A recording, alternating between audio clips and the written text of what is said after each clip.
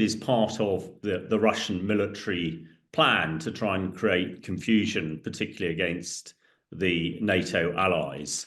And there have been reports for some time that Russia has been looking at a build-up in that area. And ever since Finland became part of NATO in 2023, Moscow and the Kremlin regime have been saying that now puts Finland very much against the Russians. And as the war for particularly the Russians is not going as they had hoped in Ukraine, to me, this is a classic sort of military operation where you're trying to, create confusion, create things for particularly the Finns to think about, so that NATO allies can't concentrate their force. They have to have them sort of all over the place. And recently the Baltic states and Poland have said that they couldn't commit military troops to any peace force that went into Ukraine because they're concerned about the Russians opening a sort of second front in that area. So I think that's what the Russians are hoping, although I think it is purely intimidation against the Finns.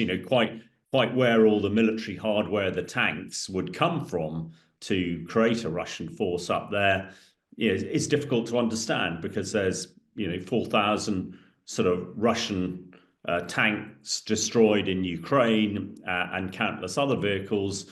We know that there are some aging Russian tanks and armored vehicles in stores in Siberia.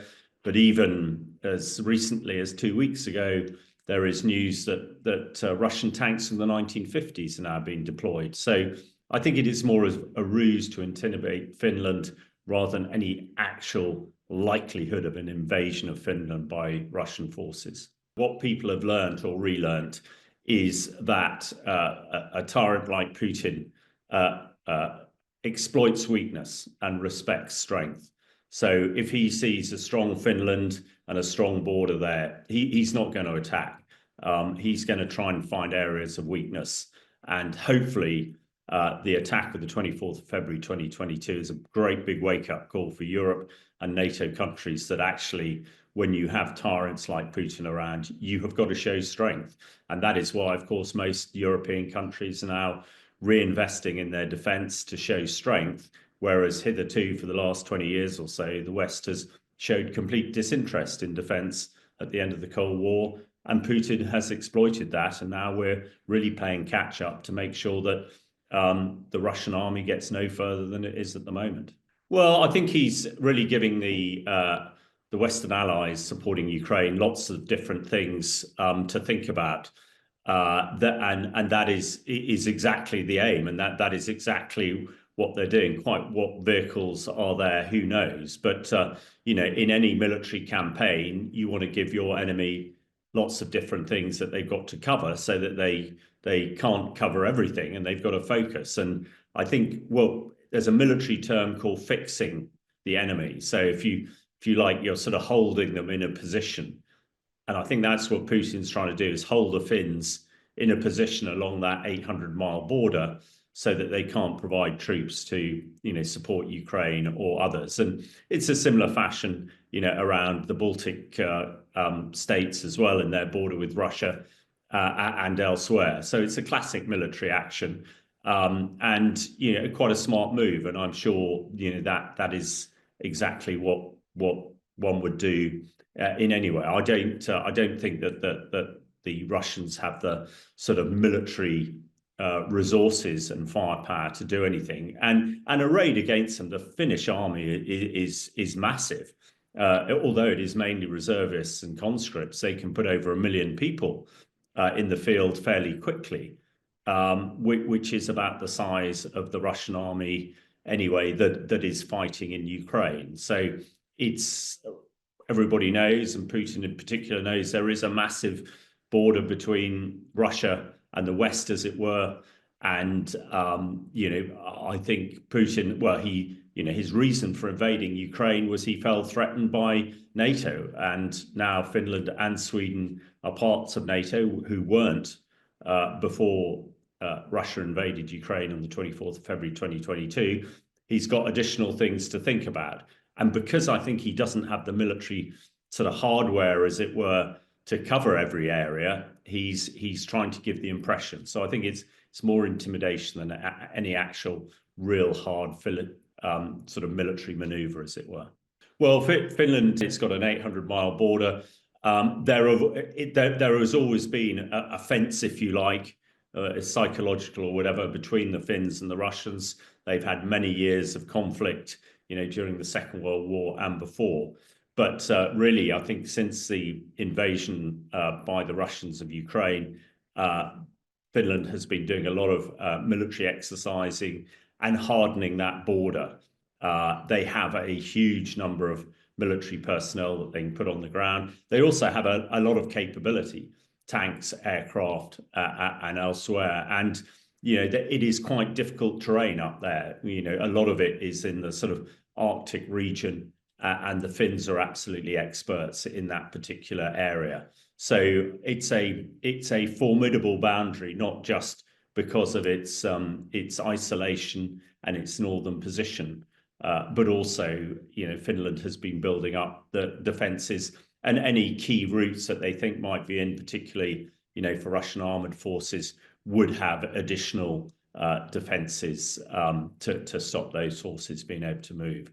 So a lot. I mean, Finland, the joining for the Finns to join NATO was an absolutely huge step, because before they've been a non-aligned state, as it were, in effect neutral, but they have decided that the best way to defend themselves is join NATO. And the biggest defence, of course, the Finns have is Article 5 of the NATO treaty, which means if one NATO member is attacked, then that is equivalent to all. So if Russia did decide to invade Finland, they would then have the whole of NATO against them. It would be incredibly difficult. It's wilderness, it's ground that the Finns know incredibly well. And defense is always the easiest form of warfare, if that's not a sort of oxymoron. So if Russia tried to attack with tanks, I am sure with all the modern capabilities that Finland have, they would very quickly decimate them. As we've seen, in Ukraine, over 4,000 Russian tanks have been destroyed, which is why I think it's unlikely, because I don't think Russia's got that capability. Again, masses of drone swarms. Russia is fixed in Ukraine at the moment. It doesn't have any capability. The Russians have, of course, threatened tactical nuclear, well, not attack, but they say that now Finland is not a non-aligned state, then it's a NATO state, and the Russians could attack them with tactical nuclear weapons, which again, I think is very, very unlikely.